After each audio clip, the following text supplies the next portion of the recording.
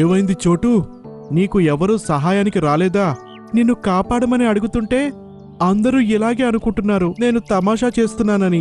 అప్పుడు నేను ఇలా అబద్ధం చెప్పకుండా నిజం చెప్పి ఉంటే ఈరోజు అందరూ నన్ను నమ్మేవారు. అప్పుడు చోటు యొక్క దృష్టి మాను మీదున్న కోతి మీద పడింది. అది లంబుతో చెప్పింది, అదిగో అక్కడ కోతుంది. తనకి నాకు సహాయం చేయమని చెప్పు, లేదంటే అది వెళ్ళిపోతుంది. అది విని లంబు గట్టిగా అరవడం ప్రారంభించింది. అది వినిన వెంటనే కోతి దృష్టి లంబు మీద పడింది మరియు అది ఆ మాను నుంచి కిందకి దిగి వచ్చి చూసింది. కోతి చూసినప్పుడు లంబు ఆ వలలో చిక్కుకుంది. చోటు దాని పక్కనే నించుంది. అరే, నేను అనుకున్నాను ఎప్పుడులాగే ఈ చోటు అబద్ధం చెప్తున్నాడు కదా అని, కానీ నువ్వు నిజంగా ప్రమాదంలో చిక్కుకున్నావు. అలా అని చెప్పి వలని కట్ చేయడానికి కోతి ట్రై చేస్తుంది, కానీ కోతి వల్ల కూడా అది కాలేదు.